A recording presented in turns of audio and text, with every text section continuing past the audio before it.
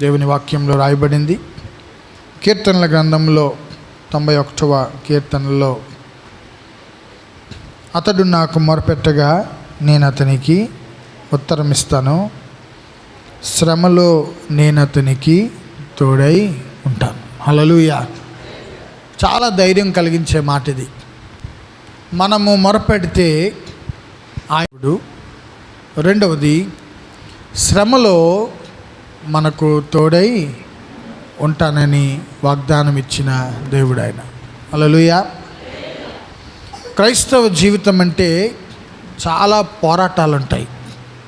క్రైస్తవ జీవితం అంటే అనేకమైన శ్రమలు ఉంటాయి. క్రైస్తవ జీవితంలో కష్టములు, నష్టములు, వేదనలు, దుఃఖములు, అనేకమైన ఇరుకులు, ఇబ్బందులు, అనేకమైన కఠినమైన పరిస్థితులు క్రైస్తవ జీవితంలో ఉంటాయి. అయితే వాక్యం ఏం చెప్తుందంటే, అతడు నాకు మొరపెడితే నేను అతనికి ఉత్తరం ఇస్తాను. ఇంకొక మాట ఏమని రాయబడిందంటే, శ్రమలో నేను అతనికి తోడై ఉంటాను. హల్లెలూయా. చాలాసార్లు మనుషులు ఎప్పుడు తోడై ఉంటారంటే, మనతో ఉంటారు. అన్నీ మనకు కలిగినప్పుడు మనతో సహవాసం చేస్తారు. కానీ కష్టం వచ్చినప్పుడు, శ్రమ వచ్చినప్పుడు, దుఃఖం వచ్చినప్పుడు, వేదన వచ్చినప్పుడు, అనేకమైన ఆటుపోట్లు మన జీవితంలో కలిగినప్పుడు మనకు తోడుగా నిలబడిన వారు మనకు దేవుడుగా ఉంటాడు. హల్లెలూయా, హల్లెలూయా. ప్రియమైన వారలారా, కొంతకాలమే ఒకసారి ఒక ఆయన నాకు, నీకెందుకు నేను సాయం చేస్తానులే అన్నాడు ఒక విషయంలో. ఆయన నాకు అవకాశం వచ్చినప్పుడు, నాకు అవసరం వచ్చినప్పుడు నేను ఆయన దగ్గరికి వెళ్ళాను. అయ్యా నాకు ఈ సాయం చేసి పెట్టండి అంటే ఆయన ఏం చేశాడంటే, నీకు సాయం చేద్దాం అనుకున్నాను కానీ నాకు ఇప్పుడు వీలు కావటం లేదు, ఏమనుకోక అని చెప్పి నన్ను వెనక్కి తిరిగి పంపించాడు. హల్లెలూయా. కానీ వాక్యం ఏం చెప్తుందంటే, శ్రమలలో మనకు సహాయం చేసేవాడు ఎవరైనా ఉన్నారా అంటే అది ఒక యేసుక్రీస్తు మాత్రమే. హల్లెలూయా, హల్లెలూయా. ప్రియమైన వారలారా, ఈ దినము ఒక ప్రవక్త గురించి మీకు కొన్ని మాటలను నేను మీకు తెలియజేస్తాను. ఆ ప్రవక్త ఎందుకు ఆ పరిస్థితిలో ఉన్నాడో, ఆ ప్రవక్త అక్కడి నుండి దేవుడు ఎందుకు ఆ స్థితిలోనికి పంపించాడో త్వరగా కొద్ది మాటలను నేను మీకు తెలియజేస్తాను. మొదటి రాజుల గ్రంథము, ఫస్ట్ కింగ్స్, మొదటి రాజుల గ్రంథము, మొదటి రాజుల గ్రంథం 17వ అధ్యాయంలో అనేకమైన విషయాలు రాయబడ్డాయి. అందులో మొదటి నుండి కొన్ని విషయాలు చూస్తే, అంతటా గిలాదు కాపురస్తుడు సంబంధియగు తిష్బీయుడు ఏలియా అహాబు నొద్దకు వచ్చి, ఎవని సన్నిధిని నేను నిలవబడి ఉన్నానో ఇశ్రాయేలు దేవుడైన యెహోవా జీవము తోడు, నా మాట ప్రకారముగాక సంవత్సరంలో పడదని ప్రకటించాను.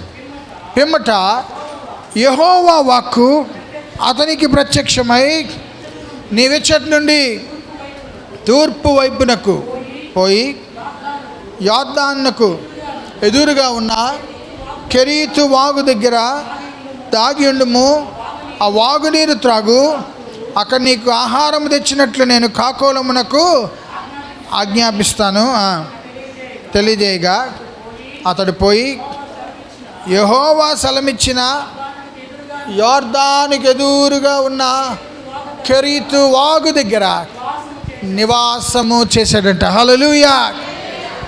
చాలా చక్కటి మాటలు రాయబడ్డాయి. ఒక ప్రవక్తను మనం చూస్తున్నాం. ఆయన పేరు ఏలియా. ఆయన పేరు ఏంటండి? ఆ ప్రవక్త ఇశ్రాయేలు రాజు అయిన అహాబు దగ్గరికి వెళ్ళి దేవుడు ఒక మాట చెప్పమన్నాడు. ఏమన్నాడంటే, రాబోయే ఈ సంవత్సర కాలంలో మంచైనను వర్షమైనను ఈ దేశంలో కురవదు, గొప్ప ఉపద్రవము అనగా గొప్ప కరువు రాబోతుంది ఈ దేశంలో అని ఒక మాటను ఈ ప్రవక్త తెలియజేశాడు. హల్లెలూయా. ఈ మాటను తెలియజేశాడు. ఈయన ఎవరు అంటే, ఈయన గిలాదు కాపురస్తుడు తిష్బీయుడు. ఆయన పేరు ఏలియా. హల్లెలూయా. ఆయన ఆ మాట తెలియజేసిన తర్వాత అహాబు రాజుకి చాలా కోపం వచ్చింది. ఎంత కోపం వచ్చిందంటే, ఈయన నా దగ్గర నీ పరిపాలనలో గొప్ప కరువు సంభవిస్తుందని అని చెప్తాడా అని కోపంతో రగిలిపోతుంటే, దేవుడు ఏలియాతో ఏమన్నాడంటే, నువ్వు అక్కడి నుండి బయలుదేరి నీవు కెరీతు వాగు దగ్గరికి వెళ్ళి దాగుండు అన్నాడు. హల్లెలూయా. ఆ రాజు ఒకవేళ నీకు హాని కలుగ చేయొచ్చు. ఆ రాజు ఒకవేళ నీ జీవితంలో గొప్ప, వెంటనే you have to leave the city, నువ్వు ఈ ప్రాంతాన్ని విడిచిపెట్టాలా. నీవు ఒక కెరీతు వాగుంది, యొర్దాను ఎదురుగా ఒక వాగు ప్రవహిస్తుంది. ఆ వాగులో నీళ్ళు విపరీతంగా వెళ్తుంటాయి. ఆ వాగు దగ్గర నీరు ఉంటుంది. నీకు నీళ్ళైతే ఉంటాయి, కానీ నీకు ఆహారం కావాలి కదా. నేను కాకోలమును పంపిస్తాను, నీకు ఉదయమును అస్తమయమును నీకు ఆహారము పంపిస్తానని చెప్పాడు. హల్లెలూయా. దేవుని మాటను నమ్మాడు ఆయన. ఎవరి మాటను నమ్మాడు?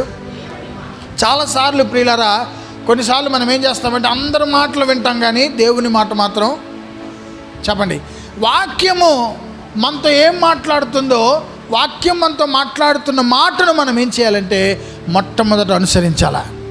వాక్యాన్ని అనుసరించకుండా లోకంలో వీళ్ళు చెప్పారని వాళ్ళు చెప్పారని, వాళ్ళు అన్నారని వీళ్ళు అన్నారని, అలాంటి వాళ్ళు వీళ్ళు సలహా ఇచ్చారు వాళ్ళు సలహా ఇచ్చారని లోకానుసారమైన సలహాలు మనకొద్దు. దేవుని వాక్యం ఏం చెప్తుందో, దినములు, గడియలు, మాసములు అన్నీ కూడా బైబిల్లో మనం వింటే, ఆయన మాటను మనం అనుసరిస్తే, దేవుని మాటను మనం ఎప్పుడైతే వింటామో దేవుడు మనల్ని సరైన మార్గంలో నడిపిస్తాడు. హల్లెలూయా. లోకానుసారమైన వారి మాటలు విన్నప్పుడు ఏమవుతుందో తెలిసిందా? కొన్నిసార్లు మనకి చాలా బాగా వినిపిస్తాయి, కొన్నిసార్లు లోకంలో ఉన్న వాళ్ళ మాటలు బాగుంటాయి, కానీ చివరికి అది నాశనానికి నడిపిస్తుంది. దేవుడు ఒక మాట చెప్పగానే ఆ ప్రవక్త ఏం చేశాడు తెలిసిందా? ఆ పట్టణాన్ని విడిచిపెట్టాడు. అహాబు రాజు ఉంటున్న ఆ పట్టణాన్ని విడిచిపెట్టి యొర్దాను ఎదురుగా ఉన్న కెరీతు వాగు దగ్గరికి వెళ్ళి ఆ వాగు దగ్గర దాగి ఉన్నాడంట. Hallelujah. It's a hiding place. దేవుడు ఏ స్థలము చెప్తాడో, ఏ స్థలములో ఉండమంటాడో, ఏ వ్యాపారంలో నిన్ను స్థిరపరుస్తాడో, ఏ ఉద్యోగంలో నిన్ను పెట్టాడో, ఏ గృహంలో నిన్ను పెట్టాడో, ఏ కాలనీలో నిన్ను పెట్టాడో, ఏ స్థలములో నిన్ను పెట్టాడో ఆ స్థలములో నిన్ను సంరక్షిస్తాడు.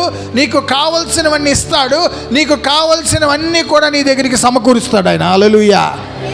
ఎప్పుడైనా ప్రభు నిన్నొక స్థలములోనికి వెళ్ళమన్నా, నిన్నొక స్థలానికి పంపించినా ఆ స్థలములో నిన్ను విడిచిపెట్టడు. నిన్నేం చేస్తాడంటే ఆ స్థలములో నీ వ్యాపారం కావచ్చు, ఉద్యోగం కావచ్చు, నిన్ను అభివృద్ధి చేస్తాడు ఆయన. హల్లెలూయా. హల్లెలూయా. దేవుడు దాగి ఉండమన్నాడు ఆ స్థలంలో. He went there. అక్కడికి వెళ్ళిపోయాడు. ఆ స్థలానికి వెళ్ళి దాగున్నాడు. దాగుంటే ఉదయం వస్తున్నాయి, సాయంత్రం వస్తున్నాయి కాకులు.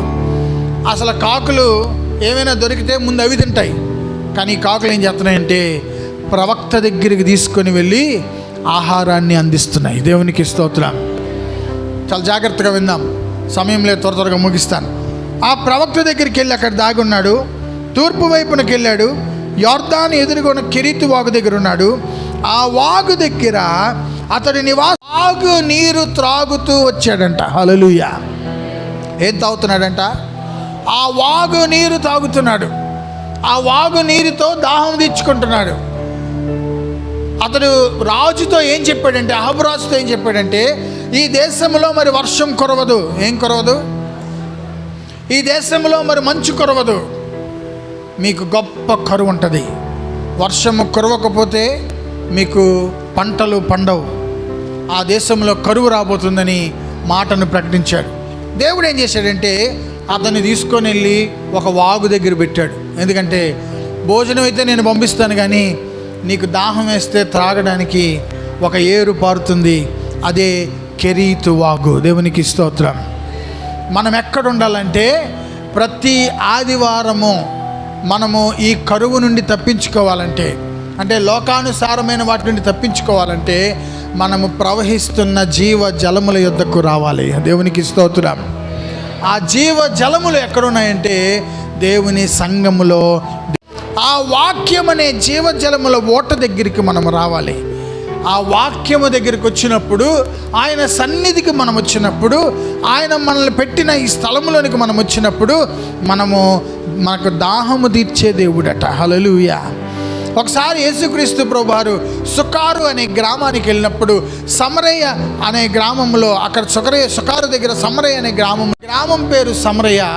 ఆ గ్రామంలో ఉన్న స్త్రీ ఏం చేసిందంటే ఒక బావి దగ్గరికి వచ్చి నీళ్లు చేదుకుంటుందట. యేసుక్రీస్తు ప్రభువారు ఆ బావి దగ్గరికి వెళ్ళినప్పుడు ఆమెను అడిగాడు, అమ్మా నాకు దాహం వేస్తుంది, కొంచెం నీళ్ళు ఇవ్వా అని అడిగాడు ఆయన. అడిగినప్పుడు ఆమె ఏమన్నదంటే, అయ్యా మేము సమరయులము, మీరు యూదులు, మీకు మాకు సాంగత్యం లేదు, మీకు మాకు సహవాసం లేదు, అసలు నేను మీకు నీళ్ళు ఇవ్వలేను అని చాలా క్లియర్గా చెప్పింది. యేసుక్రీస్తు ప్రభువారు చెప్పారు, నేనిచ్చు నీళ్లు త్రాగువాడు ఎన్నటికి దప్పికొనడు. హల్లెలూయా. నేను జీవ జలముల ఓటలిచ్చే దేవుణ్ణి. నేను నీరిచ్చానంటే నీవు మరి దాహము కొనవు. నీ దప్పిక తీరాలంటే, నీ యొక్క జీవితంలోని లోకానుసారమైన పద్ధతులన్నీ బయటికి పోవాలంటే, పాప యాచ్చలన్నీ బయటికి పోవాలంటే, శరీర యాచ్చలన్నీ నువ్వు విడిచిపెట్టాలంటే, పాపము, చీకటి, లోకము వీటన్నిటి నుండి దూరం అవ్వాలంటే నువ్వు కెరీతు వాగు దగ్గరికి రావాల్సిందే. హల్లెలూయా. ఆ కెరీతు వాగు దేవుని సంఘము. హల్లెలూయా. దేవుడు అక్కడ పెట్టాడు, తన ప్రవక్తను తీసుకొచ్చి కెరీతు వాగు దగ్గర పెట్టాడు. ఈ వాగు నీరు నీవు త్రాగు. ఈ వాగు ఏం చేస్తుందంటే నీ దాహమును తీరుస్తుంది. కరువు వచ్చినప్పుడు, కష్టం వచ్చినప్పుడు, ఇబ్బంది వచ్చినప్పుడు, శ్రమలు వచ్చినప్పుడు, జబ్బులు వచ్చినప్పుడు, రోగాలు వచ్చినప్పుడు, పరిస్థితులు బాగోలేనప్పుడు, అప్పు బాధల చేత బాధపడుతున్నప్పుడు, లోకములో శ్రమలు కలుగుతున్నప్పుడు, వేదనతో నిండిపోయినప్పుడు, గృహంలో శాంతి లేనప్పుడు, కుటుంబంలో నీరు ఏం చేస్తుందంటే నీ దాహాన్ని తీరుస్తుంది. హల్లెలూయా. అందుకే నీవు ఆ కెరీతు వాగు దగ్గరే ఉండాలి, ఇంకెక్కడికి వెళ్ళక ఏలియా అని దేవుడు ఏలియాని పిలిచి, ఆ కెరీతు వాగు దగ్గర నేను ఉంచుతున్నాను కదా, ఆ వాగు దగ్గర నువ్వు ఉండు అన్నాడు. ఏలియా దేవుని మాట విన్నాడు. మొట్టమొదట మనకి ఎన్ని వాగ్దానాలు వచ్చినా వాగ్దానాలు మనం వినేవారముగా, వాగ్దానాలు పట్టుకునే వారముగా, వాగ్దానం ప్రకారముగా జీవించే వారముగా ఉండాలి. హల్లెలూయా. ఓ వాగ్దానాలు చాలా ఉంటాయి. చూడండి, ఒకసారి మీరు చర్చిలో ఒకసారి చుట్టూరు చూస్తే మీకు కనబడుతున్నాయో లేదో కానీ కొంచెం రిబ్బన్స్ అడ్డాయి, చాలా వాక్యాలు ఉన్నాయి. ఇలాగ చర్చిలో ఎలాగ వాక్యాలు ఉన్నాయో గోడల మీద, మన ఇంట్లో కూడా చాలా వాగ్దానాలు ఉంటాయి, వాక్యాలు ఉంటాయి. రోజు ఉన్నవే కదా అని మనం మర్చిపోతాం, కానీ ఆ వాక్యాలు, వాగ్దానాలు మనం చదువుతారా ఎవరైనా? రోజు ఉన్న మనకు తెలిసిందే కదా అని చాలా చాలా ఈజీగా తీసుకుంటాం. ప్రియమైన వారలారా, వాగ్దానమును నెరవేర్చే దేవుడు మనతో ఉన్నాడని, ఆ వాగ్దానం ఇచ్చిన దేవుడు మన జీవితంలో వాగ్దానం చేశాడంటే, ఏలియా ఆ అహాబు రాజు దగ్గర నుండి పారిపోయి దేవుడు చెప్పిన స్థలంలో, అనగా ఆ కెరీతు వాగు దగ్గర దాక్కున్నాడు. హల్లెలూయా. కెరీతు వాగు దగ్గర దాక్కున్న తర్వాత, ఆ కెరీతు వాగు దగ్గర దేవుడు మంచి భోజనం పంపిస్తున్నాడు. భోజనం పంపిస్తుంటే ఆల్రెడీ చెప్పాడు కదా, ఈ దేశంలో కరువు రాబోతుందని. కెరీతు వాగు ఎండిపోవడం ప్రారంభించింది. ఏం ప్రారంభించింది? ఓ పెద్ద ఏరులా పారుతున్న నది రోజు రోజుకి సన్నబడుతూ రోజు రోజుకి నీళ్లు తగ్గిపోతూ ఆ వాగు కాస్త ఎండిపోవడం మొదలుపెట్టింది. వాగు ఎండిపోవడం పర్వాలేదు, కొంతకాలానికి వాగులో ఉన్న నీరు ఏమయ్యంటే అక్కడ కొంచెం నీరు మాత్రమే వాగులో ఉన్నాయి. ఒక మాట తీయండి, అక్కడ మాట చదవండి. 1వ రాజుల గ్రంథము 17వ అధ్యాయంలో, 1 కింగ్స్ 17వ అధ్యాయంలో 7వ వచనం. కొంతకాలమైన తర్వాత దేశంలో వర్షము లేక నీరు, చెప్పండి అందరూ, ఆ నీరు ఎండిపోయాను. హల్లెలూయా. కొంతకాలమైన తర్వాత, కొంతకాలం బాగా అనుభవించావు, కొంతకాలం బాగా నీరు త్రాగావు, కొంతకాలం కొన్ని రోజులు రాబోతున్నాయి. రాబోయే రోజుల్లో వాక్యము దొరకని దినాలు కూడా రాబోతున్నాయి. ఈ బైబిల్ అనేది దొరకని దినాలు కూడా రాబోతున్నాయి. నువ్వు మెలకువ కలిగి ఉండాలా, వాక్యాన్ని హృదయంలో భద్రపరచుకోవాలా. కొంతకాలం అయిపోయింది, చక్కగా వాగునీరు తాగుతున్నాడు. అక్కడ ఏమని రాయబడిందంటే, దేశంలో వర్షము లేదు. దేవునికి స్తోత్రం. ఏం లేదట, కరువు రాబోతుంది. వర్షం ఏం లేదు, వర్షము ఏమి లేకపోయినా పర్వాలేదు, కానీ ఎండ లేకపోయినా కొంతకాలం ఏమో బతకలమేమో, కానీ వర్షం మాత్రం దేశంలో ఉండాలా. ఏం తెలిసిందా? వర్షం పడితే చక్కగా పంట పొలాలన్నీ కూడా పండుతాయి, మంచి ఆహారం దొరుకుతుంది. హల్లెలూయా. ఆహారం లేదు, వర్షం లేదు, వాగు నీరు ఎండిపోయింది అని వాక్యంలో రాయబడింది. హల్లెలూయా. కొంతకాలం అయిపోయింది. మనమేం చేస్తాం తెలిసిందా? ఎండిపోకముందే, వాగు నీరు అవ్వకముందే, ఆ వాగు కొంచెం సన్నబడుతున్నప్పుడే, ఆ వాగు కొంచెం పారడం తగ్గుతున్నప్పుడే మనమే ముందు ప్లాన్ వేసుకుంటాం. ఏం చేస్తాం తెలిసిందా? ప్రభువా, మరి వాగు ఎండిపోతున్నట్టుంది, ఏంటండి ఈ వాగు ఎండిపోతున్నట్టుంది, ఈ వాగులో నీళ్లు గుంతల్లో మాత్రమే నీళ్లు ఉంటాయి, కొన్ని రోజులు పోతే గ్లాస్ నీళ్ళు కూడా ఈ వాగులో దొరకవేమో. ఏం చేస్తామంటే మనం అక్కడ నుండి బయలుదేరిపోయి మరో చోటుకి వెళ్ళి ఆ చోట్ల నుండి ప్రార్థన చేస్తుంటాం దేవునికి, ప్రభువా ఇక్కడికి వచ్చాను, నువ్వు ఉండమన్న చోట్ల లేను, ఇప్పుడు వేరే చోటుకు వచ్చాను, ఎక్కడ నన్ను దీవించని ప్రార్థన చేస్తుంటాం. కాదు, అతను ఏం చేశాడు తెలిసిందా?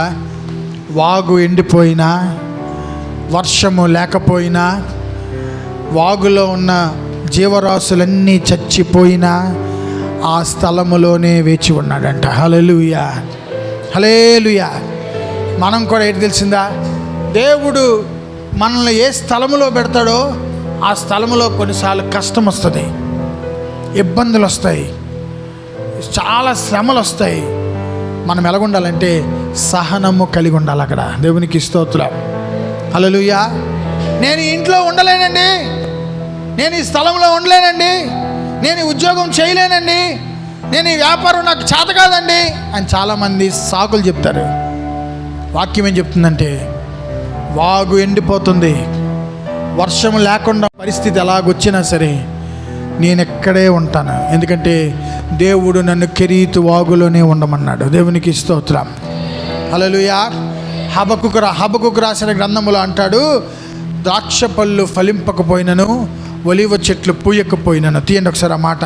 హబకుకు రాసిన పత్రిక 3వ అధ్యాయం అనుకుంటాను, ఎవరైనా తీస్తే గబగబ చదవండి. హబకుకు 3వ అధ్యాయము 17వ వచనము. అంజూరపు చెట్లు పూయకుండినను, ద్రాక్ష చెట్లు ఫలింపకపోయినను, ఒలివ చెట్లు కాపు వేయకపోయినను, చేతిలోని పైరు పంటకు రాకపోయినను, గొర్రెలు దొడ్డిలో లేకపోయినను, సాలలో పశువులు లేకపోయినను, నేను యెహోవా యందు ఆనందిస్తాను, నా రక్షణకర్త అయిన నా దేవుని యందు నేను సంతోషిస్తాను. హల్లెలూయా, హల్లెలూయా. అంజూరపు చెట్లు పూయకపోయినా, ద్రాక్ష చెట్లు ఫలింపకపోయినా, ఒలీవ చెట్లు కాపు కాయకపోయినా, పరిస్థితులు తారుమారుగా ఉన్నా, ఉద్యోగము లేకపోయినా, ఒకవేళ నిందలు పడుతున్నా, కోపం వస్తున్నా, ఆ ఇంటిలోనే, అక్కడే, ఆ స్థలములోనే ఉండాలి. ఎందుకంటే దేవుడు కెరీతు వాగు దగ్గర దాగి ఉండమన్నాడు కనుక. హల్లెలూయా, హల్లెలూయా. శారా తిడుతుందండి, రోజు శారా తిడుతుంది. నీకు బుద్ధి లేదా? మా ఇంట్లో పండానివి కదా, నీకేంటి నచ్చినట్టు చేస్తున్నావు, ఇక్కడ ఈ ఇంట్లో నువ్వు ఎలాగుండాలి, నేను చెప్పినట్టు ఉండాలి నువ్వు అంటుంది శారా. ఆ మాట ఇష్టం లేదు హాగరుకు. దాసురాలనే సంగతి మర్చిపోయింది, ఐగుప్తు దేశం నుండి అబ్రహాము తీసుకొచ్చాడని సంగతి మర్చిపోయింది. నేనే యజమానురాలను అనుకుంటుంది, నాకు తెలుసు అనుకుంటుంది. చాలాసార్లు మనం కూడా పెద్దలు చెప్తుంటే ఏమంటాం తెలుసా? నాకు తెలుసులే, నువ్వేం చెప్తావు నాకు అంటుంటారు చాలామంది. హాగర్కి శారా చెప్తుంది, హాగరు నువ్వెవరో తెలుసా? ఈ ఇంటిలో దాసురాలివి, దాసురాల్లాగా ఉండాలి, నువ్వు పెత్తనం చెలాయిస్తున్నావు ఏంటి ఇంట్లో అంటే. హాగర్ అంటుంది, ఇదిగో నాకు గర్భములో అబ్రహాము సంతానం ఉంది, నేను కూడా యజమానురాలనే అంటుంది. హల్లెలూయా. శారా మీద కోపం వచ్చింది హాగర్కు.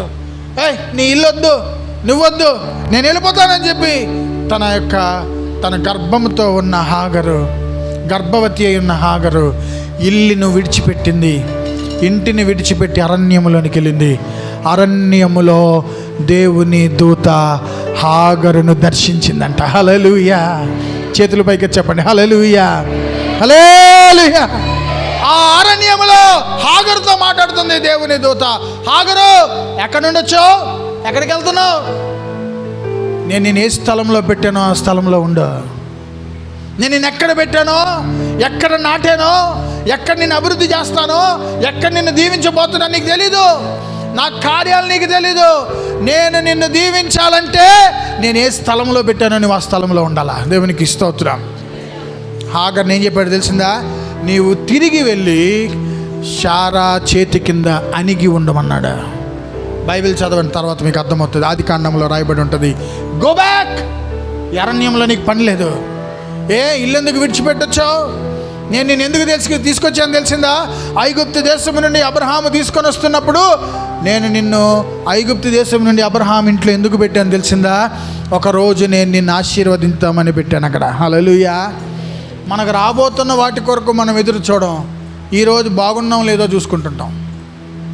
దేవుడు రాబోయే రోజు చేస్తాడో నా జీవితం కొరకు ఆయన ప్రణాళిక ఏముందో ఆలోచించాం. ఏమనుకుంటామంటే ఈరోజు బాగాలేదండి, ఈరోజు ఇక్కడ ఉండడానికి లేదండి, ఈరోజు మాకు నచ్చలేదండి, మాకు ఇష్టం లేదండి అని దూరంగా పారిపోతుంటాం.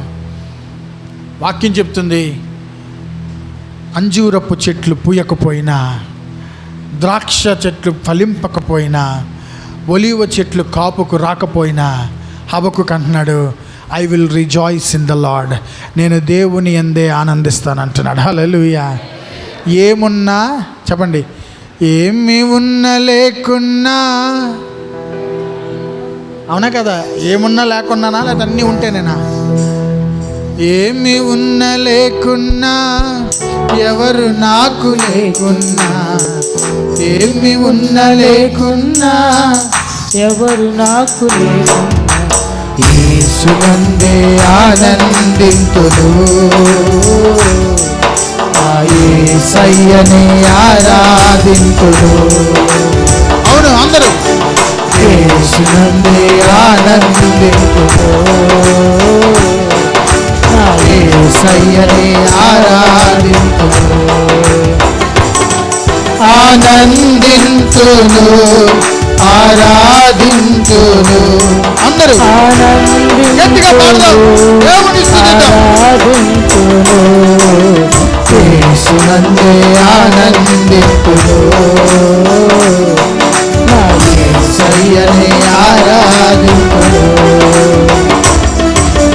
యేసునందే ఆనందింతును, నా యేసయ్యనే ఆరాధింతును. హల్లెలూయా. హబక్కూకు గ్రంథంలో 3వ అధ్యాయంలో అంటాడు ఒక మాట చూడండి, 19వ వచనంలో, ప్రభువగు యెహోవాయే నాకు బలం. ఎవరు బలం?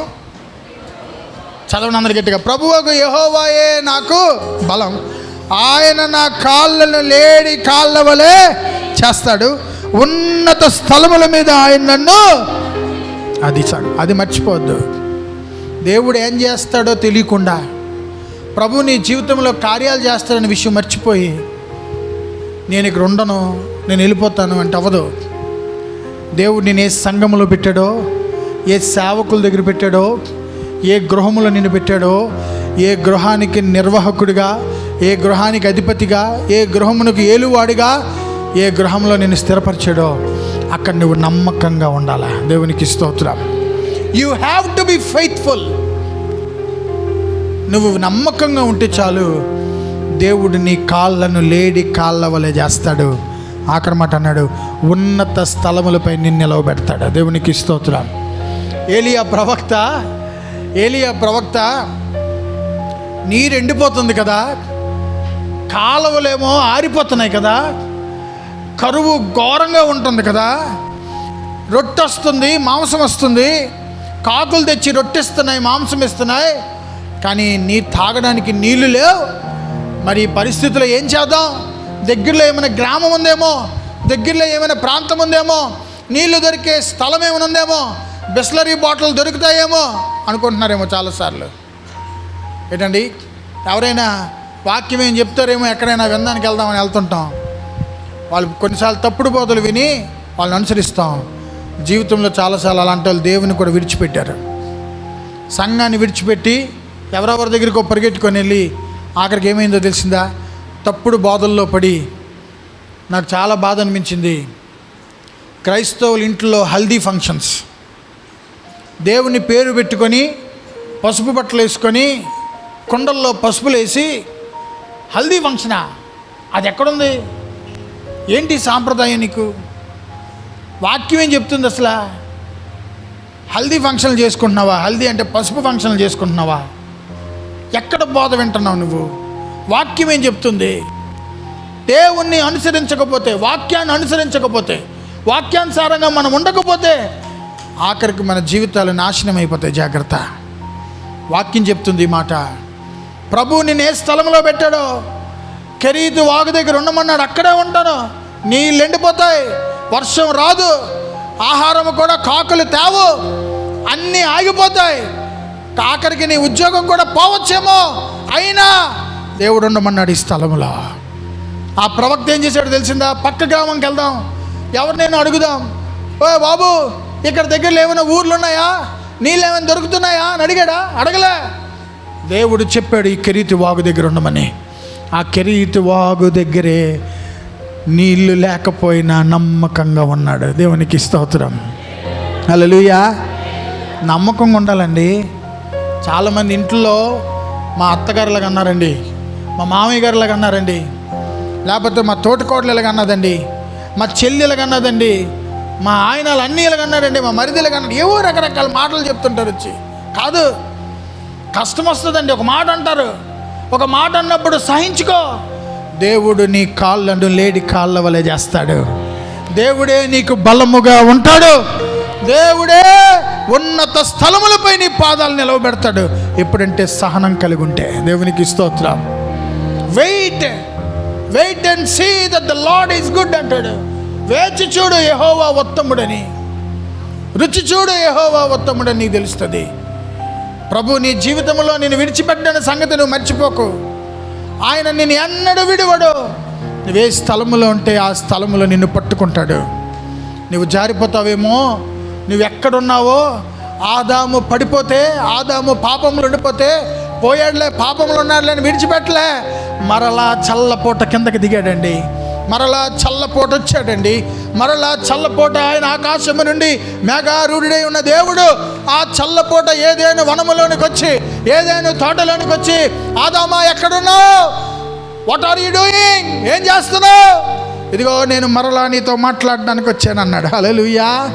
పాపంలో పడిపోయాడు కదా, తినొద్దన్న పండు తిన్నాడు కదా, ఇలాంటి పాపిష్టోడితో నేనెందుకు మాట్లాడాలనుకోలేదండి దేవుడు. ఆయన మరలా దిగాడు. పాపిని ప్రేమించాడు కనుక ఆదాము పాపము చేసిన మరలా ఏదేను తోటలోకి వచ్చాడు. హల్లెలూయా. ఈరోజు నిన్ను కూడా నువ్వే స్థితిలో ఉన్నావో నీ స్థితిని గమనించి నీ దగ్గరికి వస్తాడు. ఆయన నిన్ను విడిచిపెట్టే దేవుడు కాదు. హల్లెలూయా. చెప్పండి గట్టిగా హల్లెలూయా. ఎక్కడ ఉన్నావో అని, ఏమైపోతావో అని. చెప్పండి అందరి మాట. ఎక్కడ ఉన్నావో అని, ఏమైపోతావో అని పిలచుచుండెను యేసు వెదకుచుండెను, పిలచుచుండెను. వినుము వినుము ఆ కాపరి స్వరము, చూడుము చూడుము. వినుము వినుము ఆ కాపరి స్వరము, చూడుము చూడుము. హల్లెలూయా. వాగు ఎండిపోయింది. చాలాసార్లు అన్నీ పోయిన తర్వాత ఏం చేస్తాం? ఒక అబ్బాయి ఇలాగే అన్నాడు నాతోనే, ఏమయ్యా చర్చికి రావట్లేదంటే, బాగా అప్పులు ఎక్కువైపోయింది అందుకే రావడం మనిషినా. ఏడు ఎక్కువైపోయి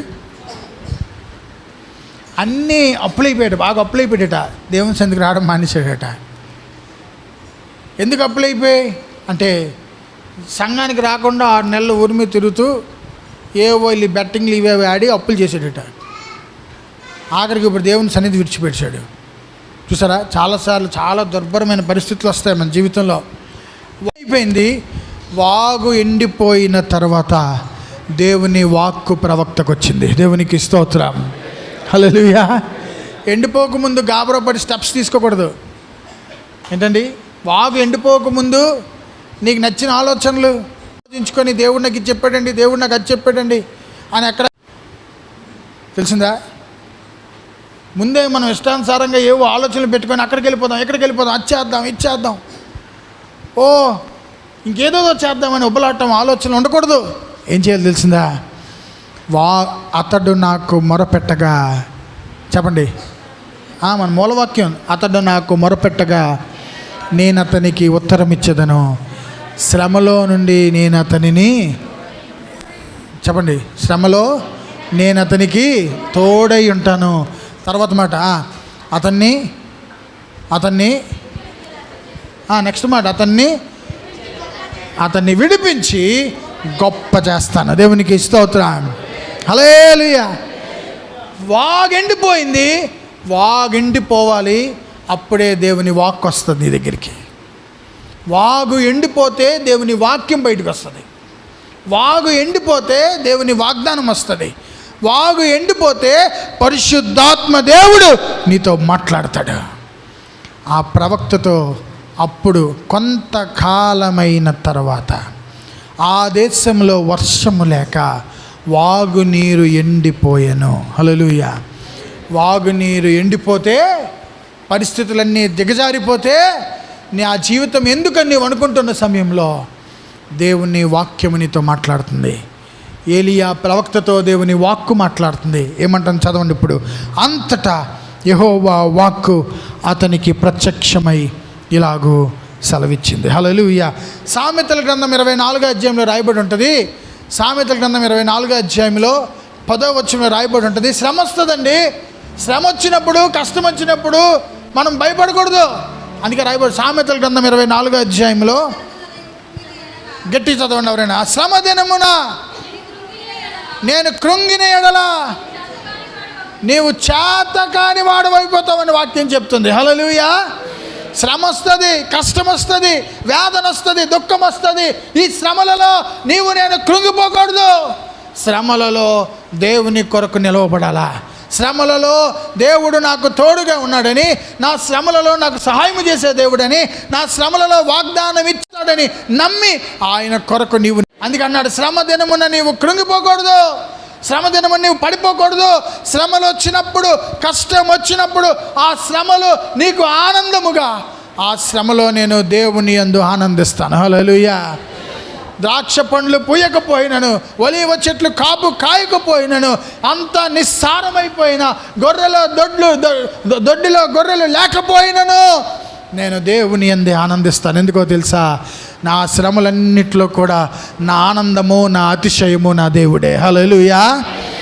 అతడే నాకు అతిశయము, నా దేవుడే నా శ్రమలో నాకు సాయం చేస్తాడు అని నమ్మకంతో నీ ఉండాల. ఆ శ్రమల్లో అతడు ఆ నీరు ఎండిపోతే త్రావు లేక ఎక్కడికి వెళ్ళాలో తెలియక దేవుడు ఉండమన్నాడని వేచి ఉన్నాడు. చాలాసార్లు we have to wait until and unless God speaks with us. దేవుడు మనతో మాట్లాడే వరకు, దేవుడు మన జీవితాన్ని సంధించే వరకు, మనలను దేవుడు ఆయా స్థలములలో ఆ బెతెస్దా కోనేటి దగ్గర దేవదూత వచ్చి నీళ్లను కదిలించే వరకు ఎవడా నీటిలో దిగట్లేదంట. హల్లెలూయా. దేవుని వాక్కు వచ్చే వరకు నీవు అక్కడిని కదలడానికి వీల్లేదు. దేవుడు మాట్లాడే వరకు సేవకుల చేత, వాక్యము చేత, వాగ్దానం చేత, కళల చేత, దర్శనముల చేత ఆయన మాట్లాడతాడు. ఆయన మాట్లాడే వరకు you have to wait there. నువ్వు అక్కడ ఉండాలా. నువ్వు ఎలాగుండాలంటే ఓపికతో ఉండాలా. చెప్పండి, ఎలాగుండాలి? ఉండాలా. ఓర్పు కలిగి ఉండాలా, సహనము కలిగి ఉండాలా, వేచి ఉండాలా. నీరెండిపోయింది కదా, పరిస్థితులు బాగోలేవు కదా అని పారిపోలే. He was waiting. ఎంతవరకు వేచున్నాడు తెలుసా? ఎంతవరకు వేచున్నాడు తెలిసిందా? మరలా యెహోవా వాక్కు ప్రత్యక్షమయ్యే వరకు ఆ కెరీతు వాగు దగ్గరే ఉన్నాడు. దేవునికి స్తోత్రం. చెప్పండి గట్టిగా, హల్లెలూయా, హల్లెలూయా. ఉంటామా మనము ఆ కెరీతు వాగు దగ్గర? దేవుడు మాట్లాడే వరకు ఉండాలా. చెప్పండి అందరూ, ఎంతవరకు ఉండాలి? మాట్లాడే వరకు ఉండాలా. దర్శనం వచ్చే వరకు, దర్శించే వరకు. ఇదిగో ప్రభువా, ఇదిగో యొబ్బేకు రేవు తన భార్య బిడ్డల్ని దాటిస్తున్నాను, యొబ్బేకు రేవు దగ్గర నా భార్య బిడ్డల్ని అవతల విడిచిపెట్టి ఒక్కడినే ఇక్కడ ఉండిపోయాను. నీవు నన్ను దీవించే వరకు నేను వెళ్ళను అని ఎలాగైతే యాకోబు ముక్కుసూటిగా మాట్లాడాడో, నేను కూడా నీవు ఈ స్థలములో నన్ను దీవించే వరకు, ఈ శ్రమల పుటమిలో నుండి నన్ను బయటికి తీసే వరకు, ఈ శ్రమలలో నన్ను ఆశీర్వదించే వరకు, బయటికి వెళ్ళిపో,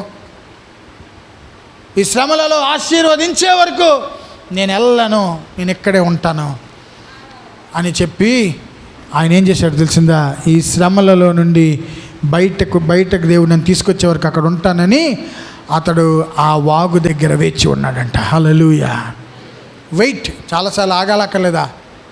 వెయిట్ చేయాలా? చెప్పండి, వెయిట్ చేయాలక్కర్లేదా? ఒకసారి నేను స్విట్జర్లాండ్లో ఉన్నాను. జర్మనీ నుంచి స్విట్జర్లాండ్ దేశం వచ్చాను.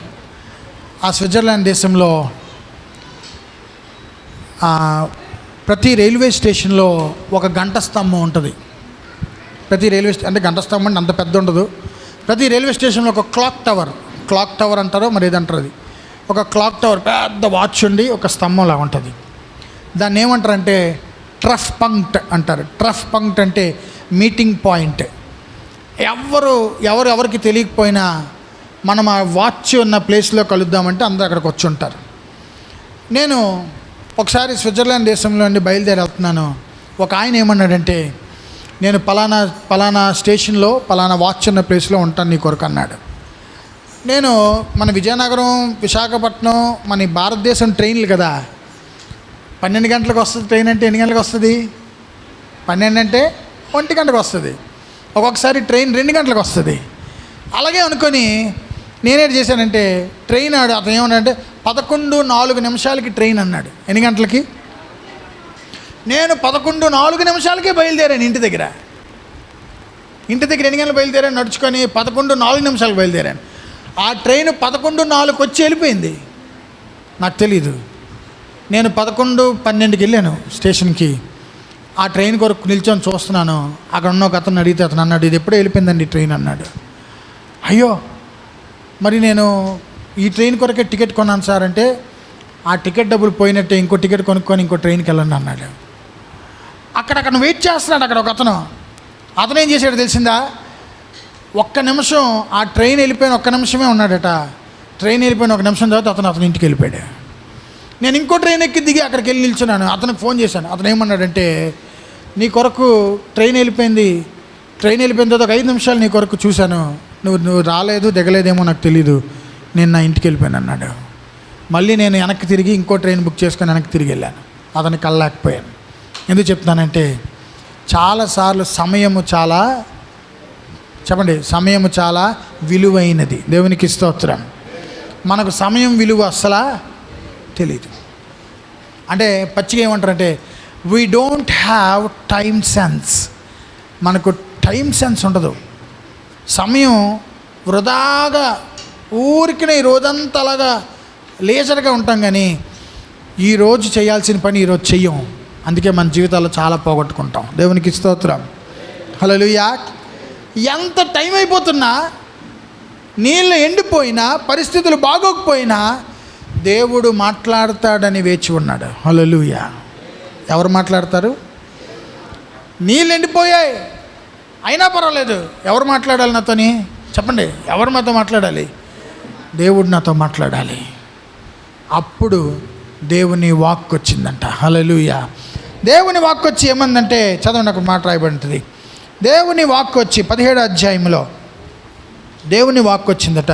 దేవుని వాక్కు వచ్చి ఏం చేసిందంటే, నీవు సిదోను పట్టణ సంబంధమైన సరేపతు అనే ఊరికి పోయి అచ్చట ఉండు, నిన్ను పోషించుటకు అచ్చటనున్న ఒక విధవరాలకి నేను సెలవిచ్చి తిని.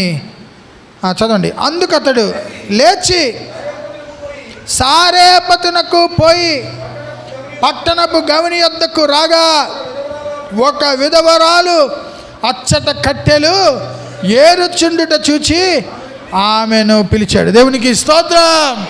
హల్లెలూయా. జాగ్రత్తగా వినండి. దేవుడు మన జీవితంలో ఒక స్థలంలో ఉండమన్నాడంటే ఆ స్థలంలో ఉండాలి. రెండవది ఏంటి తెలుసా? దేవుడు మరలా ఆ స్థలము నుండి మరొక స్థలానికి పంపిస్తున్నాడు. దేవుడు చెప్పినట్లు ఏం చేశాడంటే, ఇక్కడ చాలా కరువు ఉంది, నువ్వు బయలుదేరి సారేపతు అనే ఊరిలో ఒక విధవరాలు ఉంటుంది, ఆ విధవరాల దగ్గరికి వెళ్ళు అన్నాడు. హల్లెలూయా. ఈ మాట ఇంకెక్కడైనా రాయబడిందా బైబిల్లో? నా వైపు చూడండి. ఈ మాట ఇంకెక్కడైనా రాయబడి ఉందా బైబిల్లో? లూకా, ఒక వైద్యుడు లూకా ఈ మాట రాశాడు. తీయండి ఒకసారి. లూకా సువార్త 5వ అధ్యాయము. లూకా సువార్త 5వ అధ్యాయము, జాగ్రత్తగా ఉండండి. లూకా సువార్త 5వ అధ్యాయం 25వ వచనంలో, వెంటనే వాడు లేచి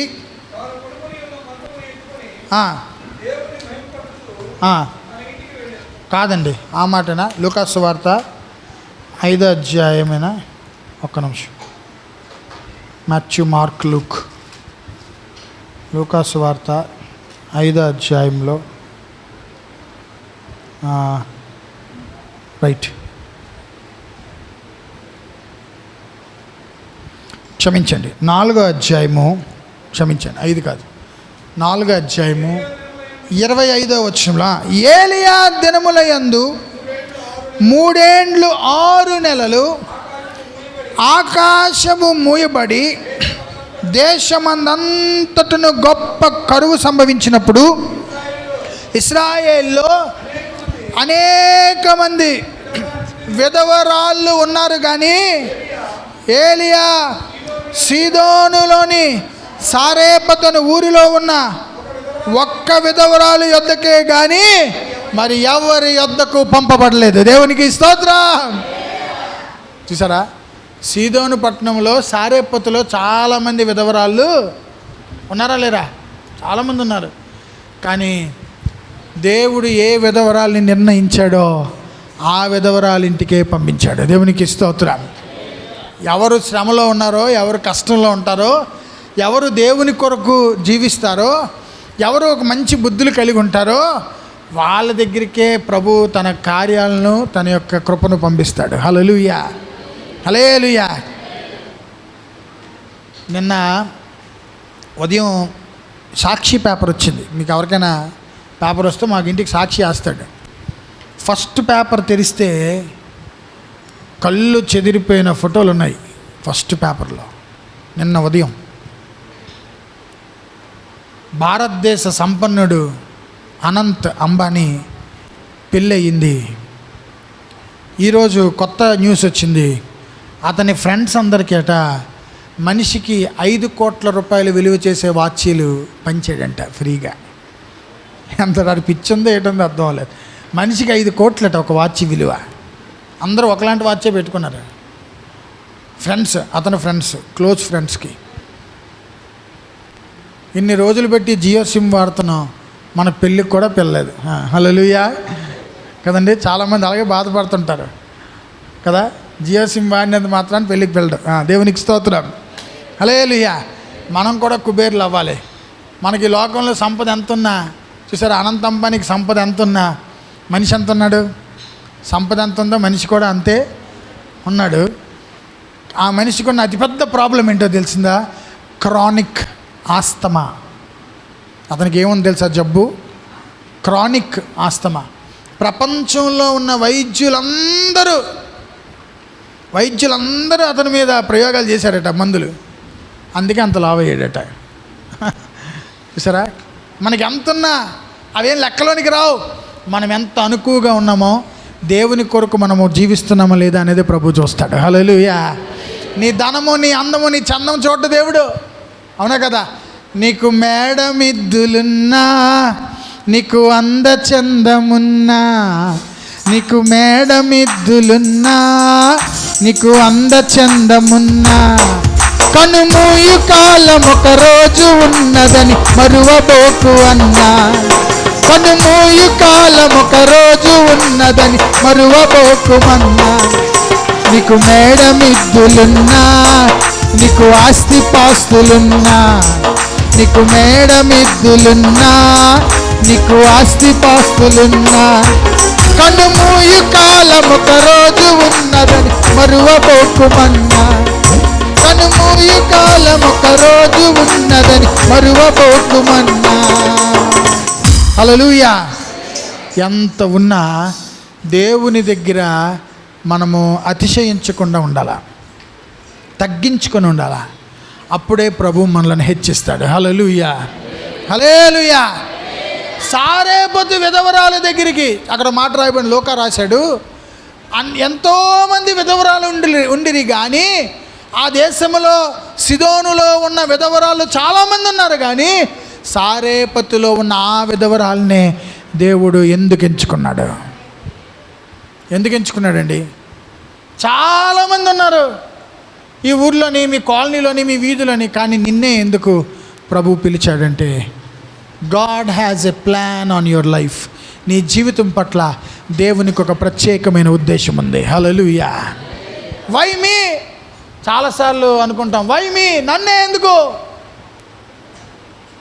అసలు నిన్నెందుకు పిలిచాడు దేవుడు? నన్నెందుకు పిలిచాడు అంటే దేవునికి ఒక కారణం ఉంది మన జీవితాల పట్ల. మనలో ఏం చూశాడంటే ఒక 2-3 విషయాలు క్లుప్తంగా చెప్పి ముగిస్తాను. చెప్పాలా వద్దా? హల్లెలూయా. చెప్పాలా? టైం అయిపోతుందా? చెప్పమంటారా? పర్లేదా? రైట్. హల్లెలూయా. ఓ పల్లవి పాడుకుందాం. నీవే ఏదైనా చెయ్యాలంటూ నీ కార్యాలకై ఎదురు చూస్తున్నాను. నీవే ఏదైనా చెయ్యాలంటూ నీ కార్యాలకై ఎదురు చూస్తున్నాను.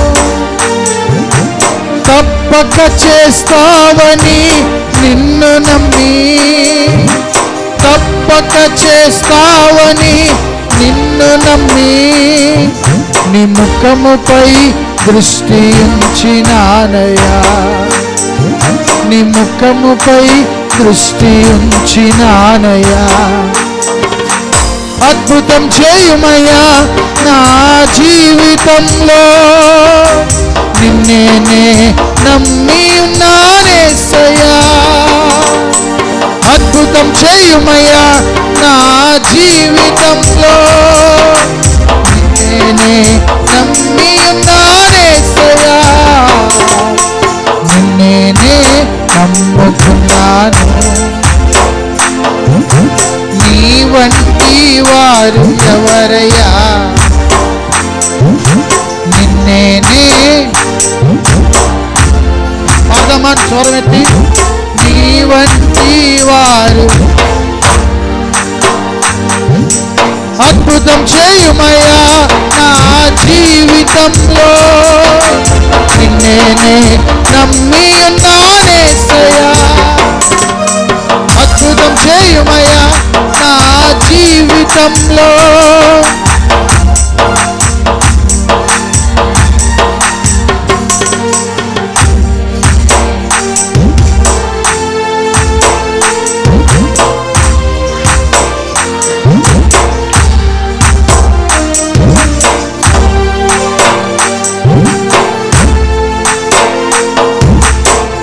వంటి వారు లేరయ్యా.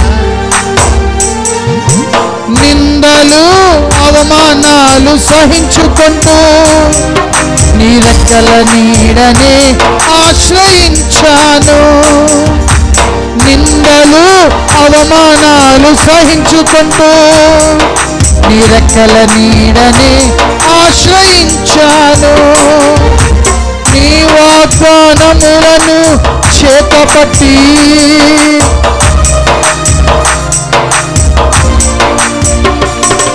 నీ ముఖముపై దృష్టి ఉంచినానయ్యా, నీ ముఖముపై దృష్టి ఉంచినానయ్యా. అద్భుతం చేయుమయ్యా నా జీవితంలో, నిన్నే నమ్మి ఉన్నానేసయ్యా. పాడదాం గట్టిగా. అద్భుతం చేయుమయ్యా నా జీవితంలో, నిన్నే నమ్మి ఉన్నానేసయ్యా. నిన్నే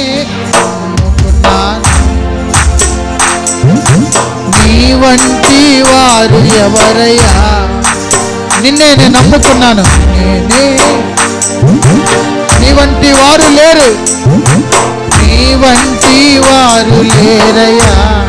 హల్లెలూయా. ఆయన అద్భుతములు చేసే, శ్రమలో ఉంటావు కదా, కష్టంలో ఉంటావు కదా, బాధలో ఉంటావు కదా, నీ ఇంటిలో పరిస్థితులు బాగోలేక ఆఖరికి తినడానికి కూడా లేని టైంలో ఎవరిని అడగడానికైనా సిగ్గుపడి నీ ఇంట్లో దాగుంటావు కదా, నిన్ను చూసి నీ జీవితంలో అద్భుతం చేయడానికి ఆయన సిద్ధంగా ఉన్నాడు ఈరోజు. హల్లెలూయా, హల్లెలూయా. నీ పరిస్థితి ఏదైనా పర్వాలేదు, whoever you may be, whatever you are doing, నా దేవుడు నీ జీవితంలో అద్భుతం చేస్తూనే ఉంటాడు. దేవునికి స్తోత్రం. నిన్న నేను ఒక చిన్న యాక్సిడెంట్లో చాలా గట్టి దెబ్బలు తగిలిసిండేవి నాకు. సడన్గా నేను కలెక్టర్ ఆఫీస్ జంక్షన్లో అలాగా వెనక్కి చూడకుండా గబుక్కని బైక్ తీశాను ముందుకి. చాలా స్పీడ్గా ఒక వ్యాన్ వస్తుంది. ఆ వ్యాన్ ఎంత గట్టిగా బ్రేక్ కొట్టాడంటే నా బండికి ఆ వ్యాన్కి 1 ఇంచి దూరమే ఆగింది వచ్చి. ఆ వ్యాన్ డ్రైవర్ దిగి నన్ను తిట్టడం మొదలుపెట్టాడు, నీకు బుద్ధి ఉందా, నీకు బుర్ర ఉందా? నేను ఏదో ఆలోచించుకుంటూ టక్మని బండి తీశాను. ఆ బ్రేక్ కానీ ఏమైనా కొంచెం లేటుగా పట్టినా, ఏమి తక్కువైనా చాలా గట్టి దెబ్బలు తగులుతాయి. ఏమో బండి కిందకి వెళ్ళిపోతానేమో కూడా తెలియదు. అంత చాలా గొప్ప ప్రమాదం నుంచి దేవుడు నన్ను కాపాడాడు. అప్పుడు ప్రభు నాతో ఏమన్నాడంటే, ప్రతిరోజు నీ జీవితంలో నేను అద్భుతాలు చేస్తూనే ఉన్నాను అన్నాడు. హల్లెలూయా. ఏం చేస్తున్నాడు మన జీవితంలో? Every day is a miracle in our life. చెప్పండి ఈ మాట, ఎవ్రీ డే, ప్రతిరోజు it's a miracle in our life. మన జీవితంలో ఒక అద్భుతం చేస్తుంటాడు ఆయన. అందును బట్టి ఆయనకు కృతజ్ఞత చెల్లించాలి. హల్లెలూయా. చెప్పండి అందరూ చేతుల పైకి ఎత్తి థ్యాంక్ యూ జీసస్ అనండి. Thank you Jesus. ఎవరెవరికో చెప్తామండి, మనుషులకు చాక్లెట్ ఇస్తే, ఒక పొల్ల ఇస్తే, చీపురు పొల్ల ఇస్తే చెప్తాను థ్యాంక్ యూ. ప్రతిరోజు ఏం చేయాలి తెలిసిందా? You have to say thank you to Jesus. Yesu ప్రభుకి చెప్పాలి, ప్రభా థ్యాంక్ యూ అని చెప్పాలి. హల్లెలూయా. చెప్తారా చెప్పరా? చెప్తారా? Very good. హల్లెలూయా. శ్రమలో ఉన్న సారేపతు విధవరాలు సిదోను ప్రాంతంలో, మాట్లాడకూడదు ఎవరు, సిదోను ప్రాంతంలో చాలామంది ఉన్నారంట. కానీ సారేపతులో ఉన్న ఆ విధవరాల దగ్గరికి దేవుని దైవజనుడు ప్రవక్త ఆ విధవరాల ఇంటికి వెళ్ళాడంట. హల్లెలూయా. ఆ మాట రాసాడా లేదా? లోక ఏం రాసేసారు? లోక ఈజ్ అ డాక్టర్. లోక వైద్యుడు అని రాయబడి ఉంటుంది బైబిల్లో. Is a doctor. ఆయన ఏం రాశాడంటే, సిదోనులో ఉన్న చాలామంది విధవరాళ్ళ కంటే సారేపతులో ఉన్న ఆ విధవరాల ఇంటికి ఎందుకు పంపించాడు? నిన్నే ఎందుకు దేవుడు దీవిస్తున్నాడు? నిన్నే ఎందుకు ఎంచుకున్నాడు? చెప్పమంటారు? 3 విషయాలు త్వరగా చెప్తాను, 2 ముక్కల్లో చెప్పి ముగిస్తాను. హల్లెలూయా. 10వ వచనంలో చదవండి. 17వ అధ్యాయం 10వ వచనం, వచనం 10. అందుకతడు లేచి సారేపతికి వెళ్తే ఆ పట్టణపు గవిని వద్దకు వస్తే ఒక విధవరాలు వచ్చట కట్టెలు ఏరుకుండుట చూచాడంట. హల్లెలూయా. చెప్పండి గట్టిగా హల్లెలూయా. దేవుడు ఎవరిని ఎన్నుకుంటాడంటే, ఇంటిలో శుభ్రంగా దుప్పటితో అనుకొని పడుకున్న వాళ్ళు కాదు. ఆమె కరువులో కూడా ఊరు గవిని దగ్గరకు వచ్చి కట్టెలు ఏరుకుంటుందంటే పని చేసేవారు దేవునికి కావాలి. హల్లెలూయా, హల్లెలూయా.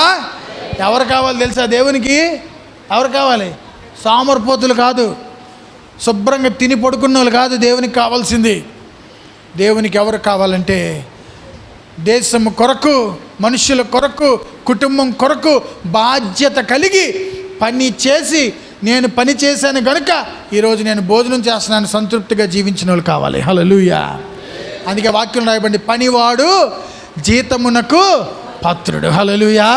పని చేయకుండా ఇంట్లో కూర్చొని తినడం కాదు, పని చేయకుండా ఎక్కడికెక్కడికో వెళ్ళి వాళ్ళని వీళ్ళని అడుక్కోవడం కాదు. కష్టపడాలి, కష్టపడడం నేర్చుకోవాలి, పని చేయాలా, ఉదయం లేవాలా, నిన్ను శుభ్రపరచుకోవాలా, ఉదయం లేచి ఒక పనికి వెళ్ళాలా, అక్కడ పని చేయాలా, కష్టపడాలా, నువ్వు ధనము తెచ్చుకోవాలా, నీ భార్యను, నీ బిడ్డలను, నీ కలిగిన వారిని, నీ అన్నదమ్ములు, నీ అక్క చెల్లెలు, నీ తల్లిదండ్రులను పోషించాలా. ప్రభు అలాంటి వారి దగ్గరికే దేవుని సేవకుల్ని ఆయన వాగ్దానాన్ని పంపిస్తాడు. హల్లెలూయా. హల్లెలూయా. ఆ దైవజనుడు సారేపత్ అనే ఊరిలోనికి ఎంటర్ అవ్వగానే he has entered into the city. ఆ ప్రాంతానికి వెళ్ళగానే ఆ ఒక్క విధవరాలు కనిపించిందట. భర్త లేడు, పిల్లల బాధ్యత, ఆమెకున్న చాలా బాధ్యతలు ఉన్నాయి. ఊర్లో వెళ్తుంటే, రోడ్డు మీద నడుస్తుంటే ఈవిడికి భర్త లేడురా, ఈవిడికి మొగుడు లేడురా అని చాలామంది ఇష్టానుసారంగా మాట్లాడి ఉంటుంటారు, ఆమెను హేళన చేసి ఉంటారు. అయినా ఆమె భయపడలేదు. భర్త లేడు కదా, ఒంటరిదాన్ని కదా, నేనేటి వెళ్తాను, నేనేం చేస్తాను అనలేదు. హల్లెలూయా. ఏమీ లేకపోయినా, భర్త లేకపోయినా నేను మాత్రం కష్టపడి పని చేస్తానని మనస్సు కలిగి ఉంది. హల్లెలూయా. దేవునికి ఎవరు కావాలో తెలుసా? ప్రతిరోజు దేవుని కొరకు పనిచేసేవారు, ప్రతిరోజు నడుమంచి కష్టపడి పనిచేసేవారు, ప్రతిరోజు నువ్వు దేవుని కొరకు జీవించేవారు. ఇదిగో బోయాజు పొలములోనికి పరిగెరుకోవడానికి వెళ్ళేవారు కావాలి దేవునికి. హల్లెలూయా. తెలిసిందా? అత్త నువ్వేమేం తీసుకొనిరా, నేను పడుకుంటాను, నువ్వేం తీసుకొస్తాను, తిండి పెడితే తింటాను అనలే. రూత్ ఏం చేసిందో తెలిసిందా? బోయాజు పొలంలోనికి వెళ్ళింది. అక్కడ ఏం చేస్తుంది? పరిగ ఏరుకుందంట. ఆ పరిగేరుకొని దాన్ని జల్లించి అత్త దగ్గరికి తూముడు తీసుకొని వచ్చి, అత్త నీవు తినినంత తిని మిగతాది నాకు విడిచిపెట్టన్నది. హల్లెలూయా. అలాంటి వాళ్ళు కావాలి దేవునికి. మన కడుపు నిండిందా కాదు, మనతో ఉన్నవాళ్ళు కూడా పోషించే పరిస్థితిలో మనం ఉండాలా. తెలిసిందా? ఎంతసేపు నా కడుపు, నా నోరు, నా ఒళ్ళు కాదు, ఎదుటివారికి సహాయం చేసే మనసు మనకు ఉండాలా. హల్లెలూయా. ఆ దైవజనుడు అక్కడికి వెళ్ళగానే ఆమె ఏం చేస్తుందట? ఆ విధవరాలు కట్టెలు ఏరుకొని చుండాను. దేవునికి స్తోత్రం. ఆ కర్ర దేవుని వాక్యము. ఆ కర్ర ఏంటి? ఏమి ఏరుకుంటుందట? చెప్పండి, ఏమి ఏరుకుంటుంది? ఆ కర్రే దేవుని. దావీదు రాసిన కీర్తన గ్రంథంలో, తీకండి సమయం లేదు, 23వ అధ్యాయంలో రాయబడి ఉంటుంది, నీ దుడ్డు కర్ర. చెప్పండి, నెక్స్ట్ మాట చెప్పాలి, నీ దుడ్డు కర్ర, నీ దండము నన్ను ఆదరిస్తుంది. హల్లెలూయా. ఆదరించే వాక్యము కొరకు, నన్ను ఆదరించే కర్ర నాకు కావాలని, ఇదిగో నా దీపము వెలిగింపబడాలంటే, నా ఇంటిలో ఇల్లు వెలుగుగా ఉండాలంటే, నా ఇంట్లో జీవాహారం ఉడకాలంటే నేను నా కర్రలు ఎత్తుక్కోవాలని కర్రలు ఏరుకోవడానికి ఆమె ఊరి గవిని దగ్గరికి వెళ్ళిందంట. హల్లెలూయా. ఈరోజు నీ చేతిలో కూడా ఒక కర్ర ఉండాలి. ఆ కర్ర ఏంటో తెలుసా? ఆ కర్రే దేవుని వాక్యం. చెప్పండి, ఆ కర్ర ఏంటి? చూపించండి, ఎంతమంది దగ్గర ఉందో చూపించండి. ఇది కర్ర. దేవునికి స్తోత్రం. యాకోబు తన అవసాన కాలమందు ఏం చేశాడో తెలిసిందా? యాకోబు తన అవసాన కాలమందు ఆ కర్ర మీద ఆనుకున్నాడంట. ఎక్కడ ఆనుకున్నాడు? చెప్పండి, నోరిపి చెప్పండి, ఎక్కడ ఆనుకున్నాడు? ఆ కర్ర మీద. ముసలైపోయిన తర్వాత దేని మీద మనం ఆనుకుంటాం? Walking sticks ఏటుంటాయి? ముసలి వాళ్ళకి ఏముండాలి? కర్ర ఉండాలి. వయసున వాళ్ళకి అక్కర్లేదా? ముసలి వాళ్ళకి కర్ర ఉండాలి. యవన కాలంలో దేవుని వాక్యం ఉండాలి నీ చేతిలో. హల్లెలూయా. యవన కాలంలో నీ వాక్యాన్ని మోస్తే నీ వృద్ధాప్యంలో ఈ వాక్యమే నిన్ను పట్టుకుంటుంది. దేవునికి స్తోత్రం. ఈ కర్ర ఏరుకోవడానికి వెళ్ళింది. అందుకే దావీదు అంటాడు, నీ దుడ్డు కర్ర. ఏం కర్రది? ఆ దుడ్డు కర్ర నన్ను ఆదరిస్తుంది. అందుకే నీ వాక్యమే నన్ను బ్రతికించెను, బాధలలో నెమ్మదినిచ్చే. వాక్యం ఏం చేస్తుందో తెలిసిందా? ఆ కర్ర ఎందుకు ఏరిందో తెలుసా? కరువు ఉంది, సారేపతిలో కరువు ఉంది. ఈ కరువు పోవాలంటే నా చేతిలో దేవుని వాక్యం ఉండాలి. హల్లెలూయా. ఈ కరువులో నేను బ్రతకాలంటే ఆ దుడ్డు కర్ర నా చేతిలో ఉండాలి. అందుకే పరిగెట్టుకొని వెళ్ళింది. గ్రామ గవిని దగ్గరికి వెళ్ళింది. అక్కడక్కడ కర్రలు పడిపోయింటే కర్రలు ఏరుకుంటుంది. ప్రవక్త వచ్చి ఆమె చేతిలో ఉన్న కర్రలు చూశాడు. హల్లెలూయా. చెప్పండి గట్టిగా, హల్లెలూయా. పనివాడే, పని చేసిన వాళ్ళనే దేవుడు దీవిస్తాడు. పని లేకుండా ఇంట్లో కూర్చొని తింటున్నావంటే నీ అంత పనికి మాలిన వాళ్ళు ఇంకోళ్ళు ఉండరు. నేను చెప్పాను, ఏదో ఒక పని చేయాలా, ఎవరి మీద ఆధారపడకూడదు. మనకు దేవుడు శక్తి ఇచ్చినప్పుడు, మనకు బలం ఇచ్చినప్పుడు, ఎందుకు ఇస్తారులే శక్తి బలం? కష్టపడి పని చేసి బ్రతకాలి. హల్లెలూయా. అంతేనా కదా? వాళ్ళు ఎవరైనా చేయి చెప్తాం వెళ్ళి ఎవరినైనా అడుక్కుంటామా? ఇంకొకటి వాక్యం చెప్పట్లేదు అన్నమాట. రెండవది, మొట్టమొదట దేవునికి ఎవరు కావాలంటే కష్టపడిన వాళ్ళు కావాలి. రెండవది చూడండి 11:11లో ఆమె, ఆ తర్వాత 10వ వచనంలోనే ఆ ఒక విధవరాలు కర్లేర్చు ఆమెను పిలిచి త్రాగుటకు పాత్రలో కొంచెము నీళ్లు తీసుకొని రమ్మని ఆమెను వేడుకొనెను.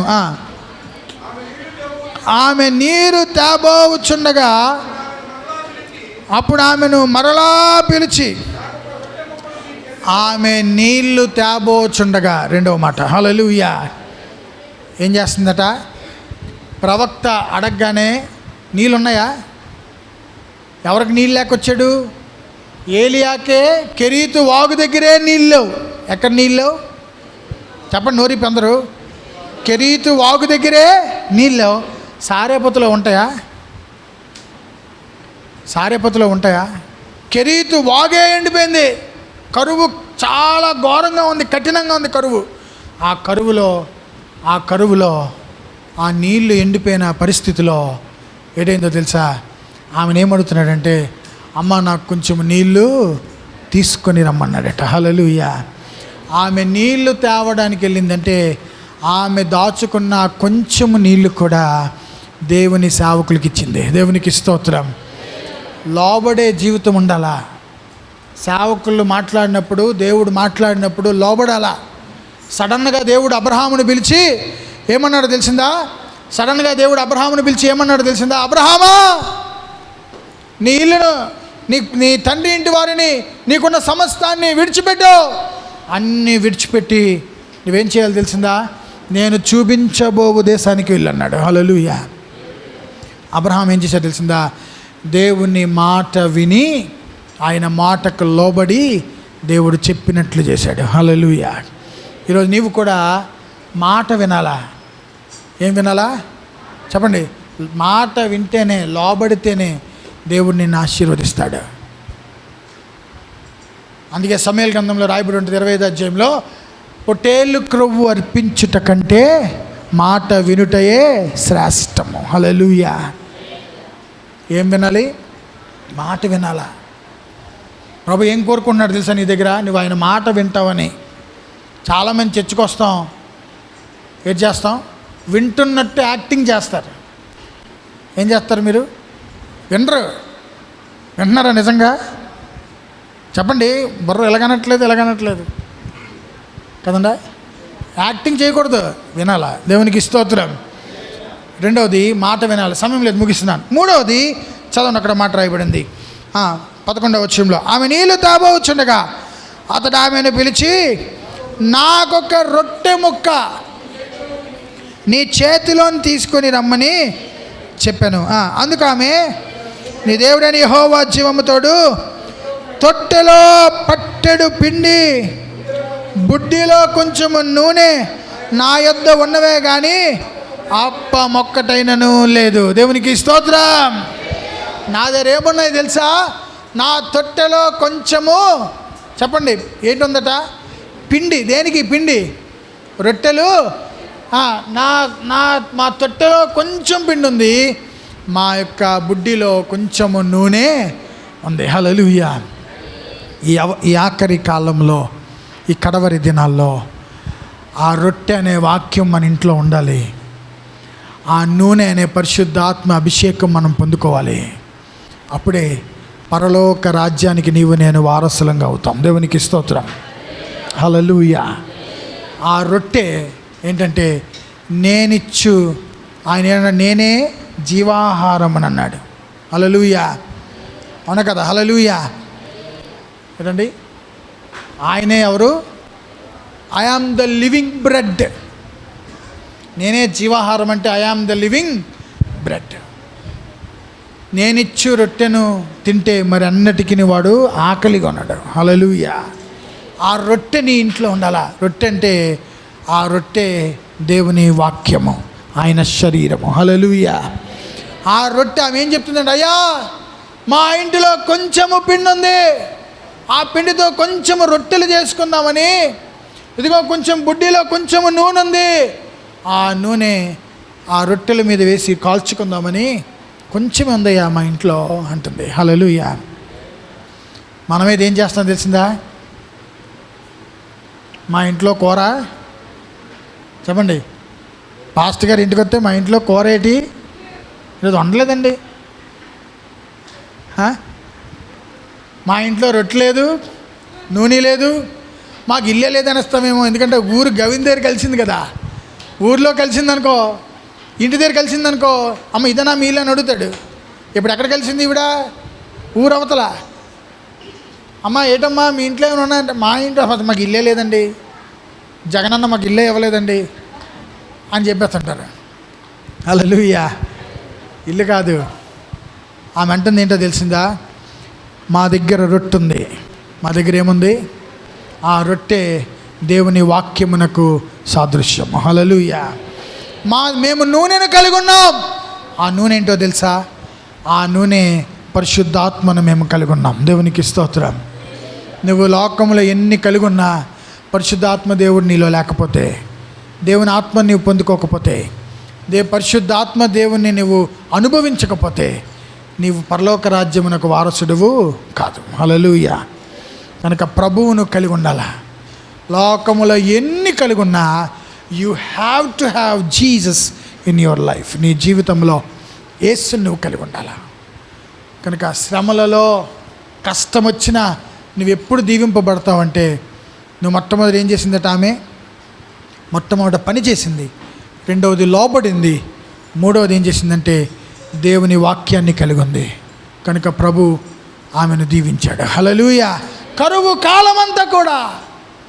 కాలమంతా కూడా సారేపతిలో సీదోనులో ఉన్న విధవరాలు ఏమయ్యారో తెలియదు, కానీ సారేపతిలో ఉన్న విధవరాలు మాత్రము కరువు కాలమంతా ఆమె గిన్నె నిండి పొర్లుచుండెను అనే వాగ్దానం నెరవేర్చబడింది. హల్లెలూయా. కరువు కాలమంతా ఆమె ఇంటిలో రొట్టె ఉంది, ఆమె ఇంటిలో నూనె ఉంది, ఆమె ఇంటిలో నీళ్ళు ఉన్నాయి.